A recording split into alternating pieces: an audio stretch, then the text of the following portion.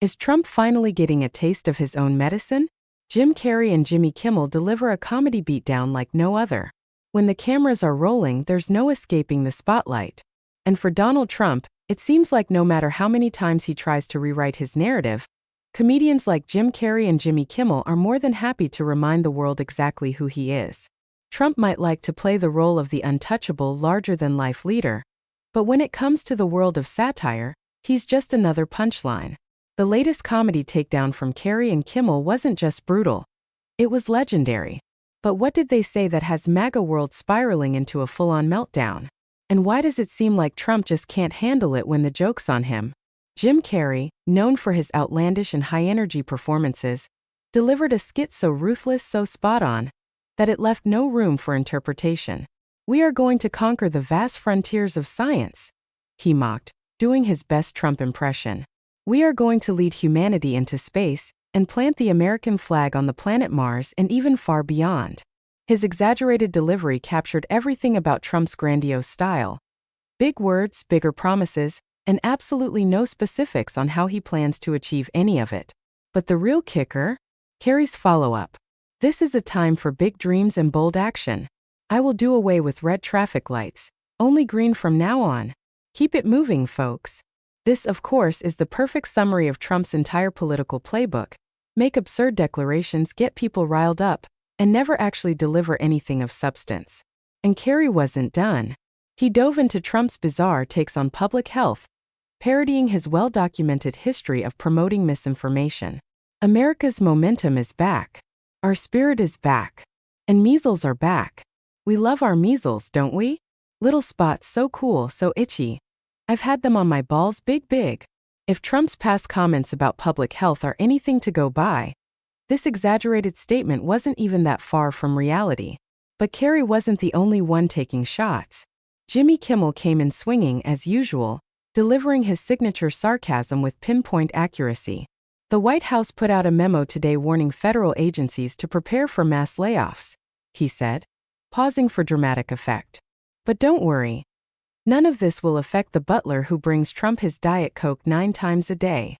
Kimmel's entire bit centered around Trump's obsession with power, his inability to take responsibility, and his absolute fixation on personal image. The roasting continued as Kimmel referenced one of Trump's more bizarre White House policies. They sent an email to millions of government employees instructing them to share 5 things they accomplished last week. Trump said they would be fired if they didn't. Then he said they wouldn't be fired. Then he said they would be semi-fired.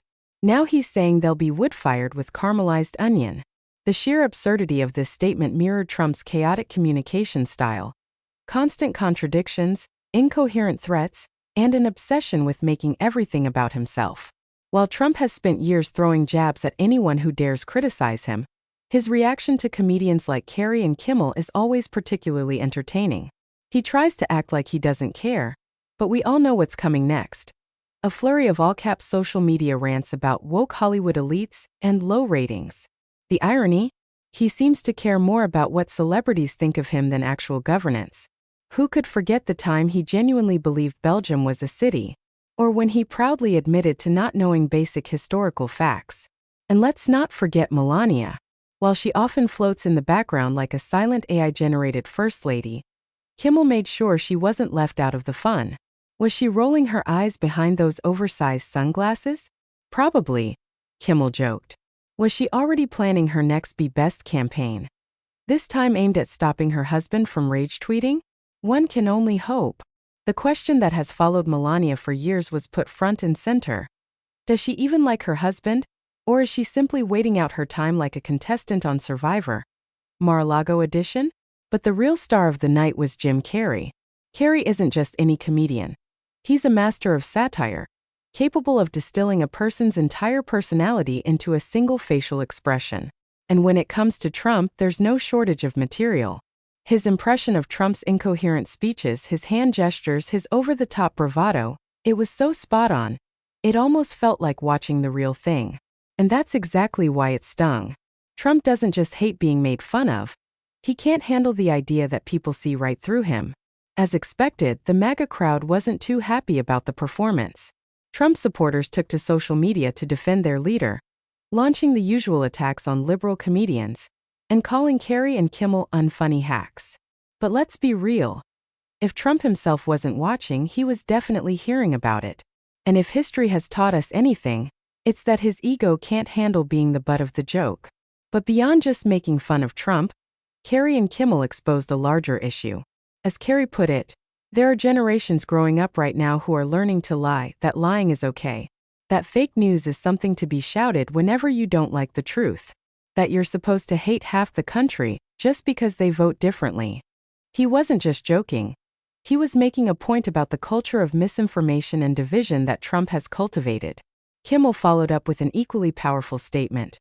If anything, we've got to get back to a place where we realize that a vote is not who you are. Just because you voted Republican doesn't mean you're stupid. It doesn't mean you're different or worthless. I could break bread with anybody who voted for Trump, and we could find some common ground. This isn't just about roasting a former president. It's about holding up a mirror to the absurdity of the past several years. Trump built his brand on being the loudest, most aggressive voice in the room, throwing out insults like candy. But now the tables have turned. Carrey and Kimmel aren't playing his game, they're playing their own. And the best part? They're actually funny. So while Trump might be stewing in his rage, furiously typing out a rant at 3 a.m., the rest of the world is getting a much-needed laugh. Because in the end, satire has always been one of the most powerful weapons against nonsense. And if there's one thing Trump has provided in abundance, it's nonsense.